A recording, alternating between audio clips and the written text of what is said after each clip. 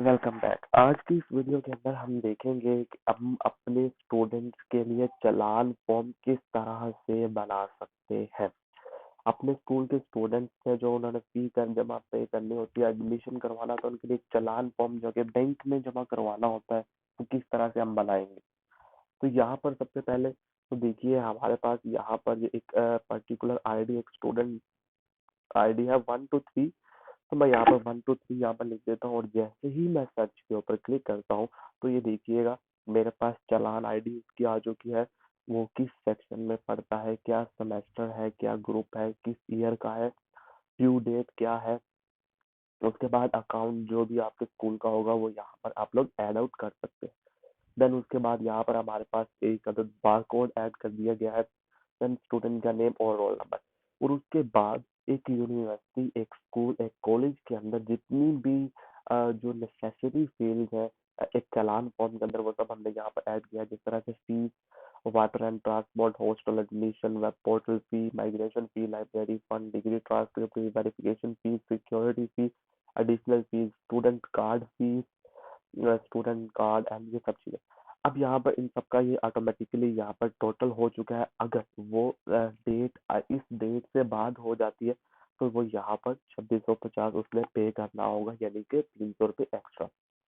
अब for example एक student है, उसमें लाइब्रेरी फी उसका नहीं है, तो हम जब अपनी शीट के अंदर जाएंगे यहाँ पर आप लोग देख सकते हैं जहाँ पर हमारा लाइब्रेरी फंड है। अगर हम यहाँ से इसको डिलीट कर देते और यहाँ पर आके हम इसको सर्च करेंगे तो ये हमें एरर देगा।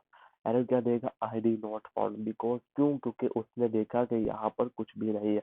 तो हमें, क्योंकि लाइब्रेरी फी उसकी जीरो है, तो हमें मस्ट बी जीरो रखना पड़ेगा। तो जैसे ही बाद में हम उसको सर्च के ऊपर क्लिक करेंगे तो अब वही जो चीज़ है वो यहाँ पर ये देखिए हमारे पास जीरो हो चुका है और यहाँ से वो हमारे पास कम आउट हो चुका है और सेम सबके साथ इस तरह से हो चुका है। उसके बाद ये हमारे पास बैंक की कॉपी है, ये हमारे पास अकाउंट डिपार्टमेंट की है, ये हमारे पास स्टूडेंट कॉपी है, ये भी हमारे पास स्टूडेंट कॉपी है। इसी के बाद सेम इसी तरीके से बैंक चार्जेस यहाँ पर हमने शो किए गए हैं और यहाँ पर बैंक की स्टैम्प होगी, डेट होगी और जब प्रिंट के ऊपर क्लिक करेंगे तो इसे हम लोग यहाँ पर प्रिंट भी कर सकते हैं। सेम इसी तरीके से अगर मैं किसी दूसरे स्टूडेंट का चालान जनरेट करना चाहता हूँ तो वो यहाँ पर ये देखिए मेरे पास वो भी चालान आ चुका है सेम एज भी।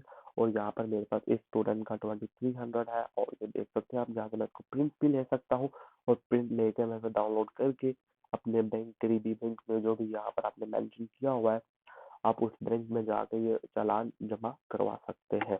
ठीक है। तो अब ये था हमारे पास एक सिस्टम। अब ये जो कोड है ये आपको व्हाट्सएप के ऊपर मिलेगा।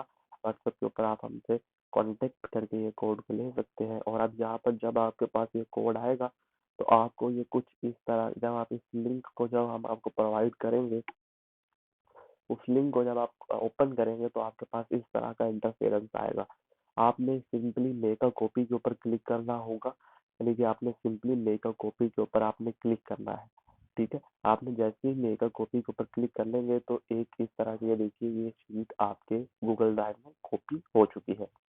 अब यहाँ पर आपने करना क्या है, एक्सटेंशन के ऊपर क्लिक करना है, ऐप स्क्रिप्ट के ऊपर आपने क्लिक कर देना है। जैसे ही आप ऐप स्क्रिप्ट के ऊपर क्लिक कर देंगे तो जो कोड होगा वो ऑलरेडी आपके पास प्री अप्लाइड आएगा।